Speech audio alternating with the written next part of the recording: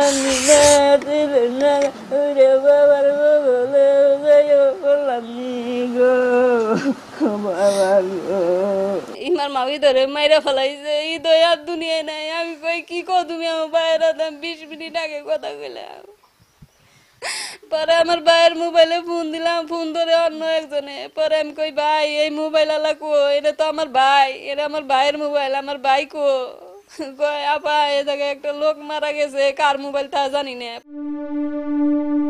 ফ্যাসিবাদের বিরুদ্ধে জুলাই গণ অভ্যুত্থানের 1 বছর হতে বাকি আর একদিন। সেই মহান বিপ্লবে অনেক তাজা প্রাণের বিনিময়ে দেশ স্বৈরাচার মুক্ত হয়েছে। জুলাই বিপ্লবের মাহেন্দ্রক্ষণে নিজের টগবগে প্রাণ হারান হৃদয় হোসেন।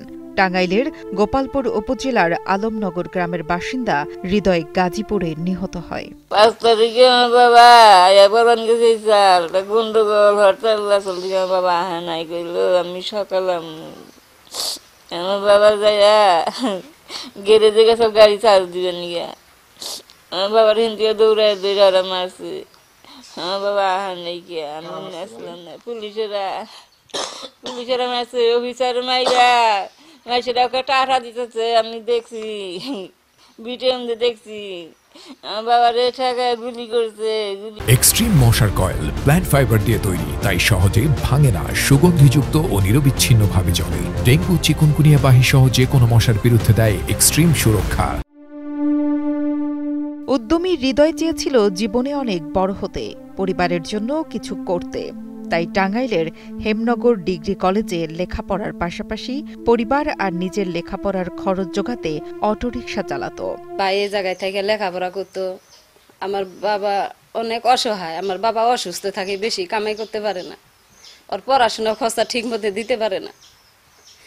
পরে আমার ভাই আমার সাথেও পরামর্শ নিল, বাবা মায়ের সাথেও পরামর্শ নিল যে আপা এই জায়গায় তো বাবা আমার কিস্তি চালাইতে পারে না, আমার খরচা দেওয়ার পারে না।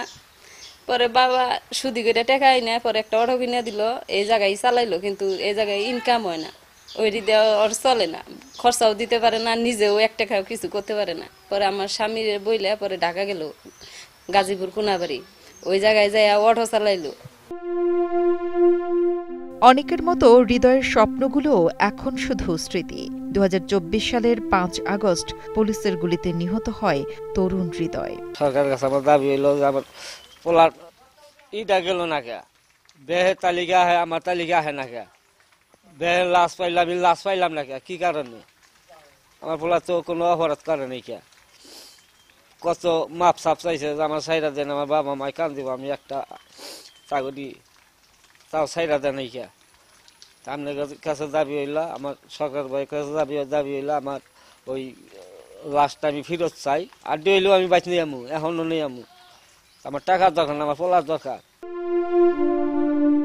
আর একদিন পরেই সেই ঐতিহাসিক 5ই আগস্ট, যেদিন স্বৈরাচারের পতনের পাশাপাশি শহীদ হয়েছিল হৃদয়। কিন্তু এখনও শহীদের তালিকায় নাম নেই হৃদয় হোসেনের। তার অসহায় পরিবারের পাশে দাঁড়ায়নি কেউ। এরপরেও পরিবার এখন শুধুই তার দেহাবশেষ ফিরে পেতে চায়। ফরমান শেখের পাঠানো তথ্য ও ভিডিও চিত্রে ডেস্ক রিপোর্ট, কালের কণ্ঠ।